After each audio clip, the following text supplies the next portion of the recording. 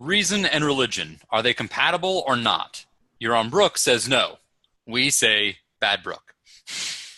This is our episode 4 in this little series. This is bad Brook. We're going to very strongly disagree with Yaron Brook on this point of religion being anti-reason. Often it is. We'll grant him that. Often many religionists are anti-reason, but religion is not necessarily anti-reason, and we'll get into it.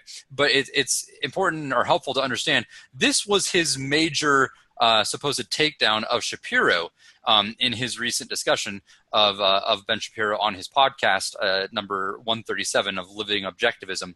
And we just don't think it works. It may be true that for a lot of religionists, reason kind of goes out the door, but it doesn't have to be that way. In fact, Yaron Brook says that reason is the negation of revelation. Well, why is that? Now, if I can understand, if what he means by revelation is I just feel like God is telling me X, Y, Z, and that's what you mean by revelation, then sure, that's anti-reason, because as Shapiro likes to say, facts don't care about your feelings. What you feel like God is telling you doesn't matter. But that doesn't mean that there's no objective, rational way to figure out A, whether God exists, and B, whether he said anything. And that's what we want to point out as Christian intellectuals. There are good reasons to believe that God exists. And there are good reasons to believe that the Bible was written by God. And there are good reasons to believe that that's God's revelation. And when you add up all those reasons, there's good reason to be a Christian. And that's what Brook is missing. He's missing that there are good rational reasons to be a quote-unquote religionist, specifically a Christian. So as Christians who are generally favorable toward both Shapiro's worldview and the things he says, also toward a lot of the things that Yaron Brook says, we just want to insert our opinion here, and we want to answer Brook because Brook is asked, okay, Shapiro, what's your answer to this? And Brook tries to throw down the challenge. He says, Abraham is the father of your faith. Abraham was told by God, which he imagined, that he was supposed to sacrifice his son Isaac on the altar, and Abraham went and did that, and that's the paradigm example of your faith. Even, if you're Jewish, if you're Christian, in Hebrews 11, it celebrates Abraham's decision to do this, and Brook says that's irrational, and you can't have your cake and eat it too. You've got to pick. Yeah, you can't be any more irrational, Brook says, than to believe that this voice in the sky is commanding you to kill your son, and then to go and do it, to go and act on it. Abraham was going to kill Isaac. And Yaron Brook's point is that's so irrational. You can't possibly be consistent in saying the facts don't care about your feelings, in saying that you're pro-reason, and believe that nonsense about Abraham. That's Brook's point. That's Brook's argument. So how would Shapiro most likely answer if he did a good job answering? Well, I don't want to put words in Shapiro's mouth, but I'm going to give our answer, which is going to be the Christian answer, but I think it's compatible with what Shapiro as a Jewish person might answer as well. And that is that Abraham certainly had very good reason, A, to believe that it was God, and B, to believe that God was worthy of listening to in this situation. So let's back up.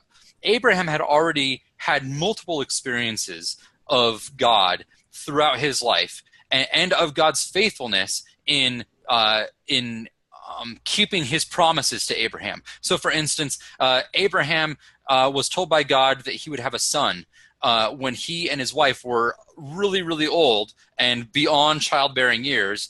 And the initial response is that, yeah, right. There's no way. We're like 90 years old. I don't remember exactly how old they were, but we're like 90 years old, God. We're not going to have any more children, and yet they got pregnant.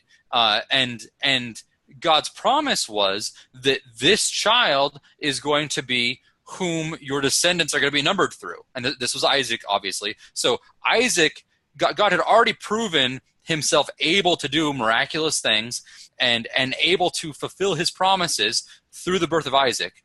So you already have Isaac being a special part of God's relationship to Abraham in his past.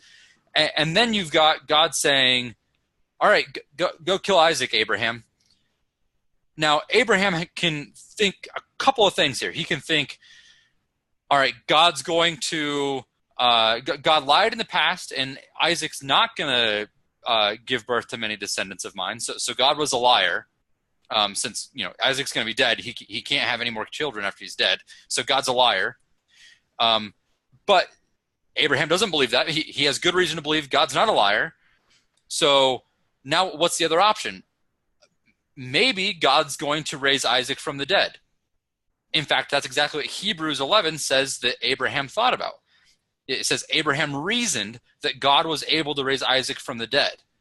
And so Abraham knew God has plans for Isaac that he hasn't fulfilled yet. And God is telling me to go kill Isaac.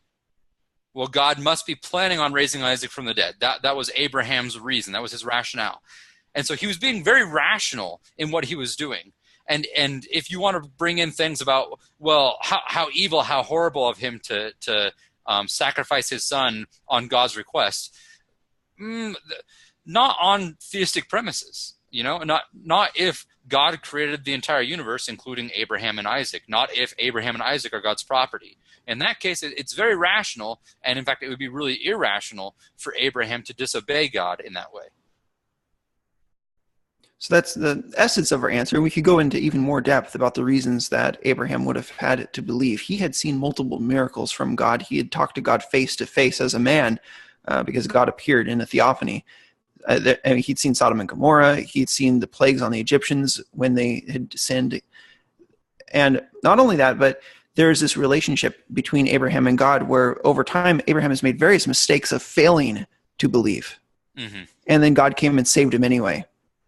And this, late in life, after so many promises have been seen, fulfilled, that's when Abraham makes this great act of faith. It's in that context where he has so much reason to believe. The argument that we hear from Brook, that religion is necessarily irrational, fails as an argument. Yeah, and here, this is really important to get, especially if you're a Christian who's interested in interacting with Ayn Rand's ideas. Religion is only irrational, necessarily, if you start out believing that God can't possibly exist, which is what many objectivists do when they approach this issue. They approach the issue with the assumption that it can't possibly be true that God exists. So if you think he does, you must be an insane, emotional, irrational Looney Tune. But if there are good reasons to believe God exists, then you're actually the one being rational rather than the atheist in believing that he exists. So the question comes down to, are there good reasons to believe God exists? And that's what a lot of objectivists aren't really willing to debate. A lot of objectivists just assume almost as a primary, as an axiom, that God can't possibly exist, so there's no reason to debate it. If you believe that he exists, you must be irrational. And that is a very backwards way of approaching the issue. In fact, it very much begs the question.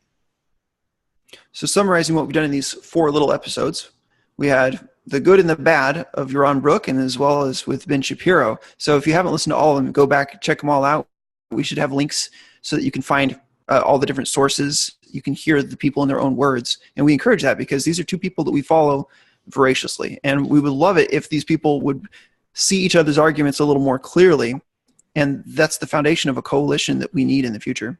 Yeah, absolutely. There's a sharp divide right now between religionists and people who advocate reason, like objectivists on the other hand. And Cody and I are really working hard to bring those 2 worlds together because there are a lot more things that we potentially have in common than a lot of people realize. And the more we can realize that, the more we can work together for the values that make life meaningful and that we would argue glorify God. What did you think about these 4 episodes? Would you like to see more like this? Do you have other ideas, topics you'd like to see us cover? Comment below, and we'll hopefully get back to you.